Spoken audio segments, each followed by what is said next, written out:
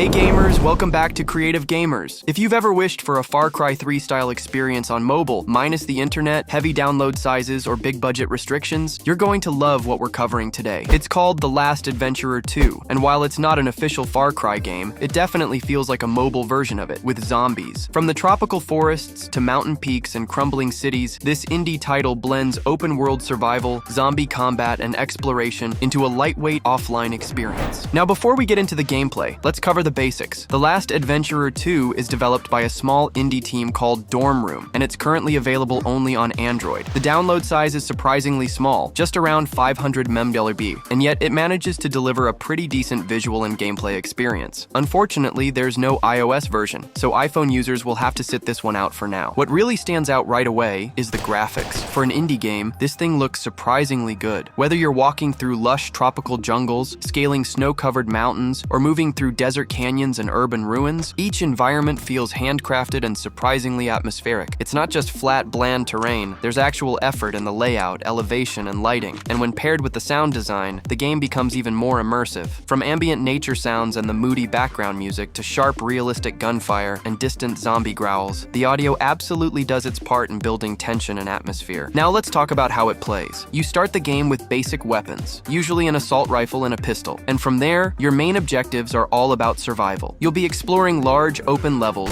looting for better weapons and ammo, and taking down waves of zombies that slowly, or sometimes quickly, come your way. The enemy AI is nothing fancy. In fact, it's one of the game's weak points. Zombies are either slow and easy to pick off, or fast and in your face. They don't use any tactics, and after a while, their behavior becomes predictable. But despite that, the game still manages to be fun in short bursts, especially if you enjoy casual, arcade-style FPS combat. The missions are also pretty simple and focused more on exploration and survival than story-driven objectives. There's no real campaign or storyline yet, which might be disappointing for players looking for something deeper. Most tasks involve surviving in a certain area, finding loot, or clearing out a zombie-infested zone. Some maps even feature a basic glider system, allowing you to launch off elevated terrain and glide across gaps. It's a neat mechanic that adds a bit of verticality and variety to movement, something you don't often see in mobile shooters. Another nice touch is the dynamic day-night cycle that appears in some levels. While not super advanced, it's enough to change the tone of the gameplay. Creeping through a forest during the day feels very different from doing the same at night with limited visibility. It keeps things fresh and gives you that sense of progression as time passes during exploration. Controls are where the game feels a bit limited. The interface is clean, with your health, ammo, and mini-map displayed on a basic HUD, but there's no option to customize controls or adjust sensitivity, which might frustrate more serious FPS fans. The default setup works fine, especially for casual players, but anyone used to customizing their layout will definitely notice the lack of flexibility. Performance-wise, though, I was impressed. The game ran smoothly on mid-range Android devices, with no major frame drops, no overheating, and no crashes during my play sessions. It's well optimized, and since it's fully offline, it's perfect for gaming in places with poor signal or when you just want to chill without connecting to Wi-Fi. So let's quickly recap the pros and cons. On the plus side, great visuals for an indie mobile title, smooth performance, solid sound design, and a fully offline experience that doesn't take up much space. It's also free to download, which makes it even easier to recommend to anyone looking for a new shooter to try. But on the flip side, the game is definitely an early release. There's very limited content right now. No real story, no multiplayer, and no deep customization options. The enemy AI is basic and repetitive, and without a campaign or co-op mode, the replayability is limited. That said, it shows a lot of potential if the developers decide to expand it with future updates. Final thoughts? The Last Adventurer 2 might not be a full-blown Far Cry alternative, but for a 500 MB offline zombie FPS, it does a whole lot right. If you're into survival games, love looting and shooting, and want a lightweight game to kill time, this is definitely worth checking out. Keep your expectations in check. This is a small indie game, not a yo-yay title, and you'll probably have some fun with it. Thanks for watching, and if you found this review helpful, be sure to drop a like, subscribe to the channel for more mobile game breakdowns, and let me know in the comments, have you tried The Last Adventurer 2 yet, or are you waiting for something more polished? Catch you in the next one, and as always, happy gaming.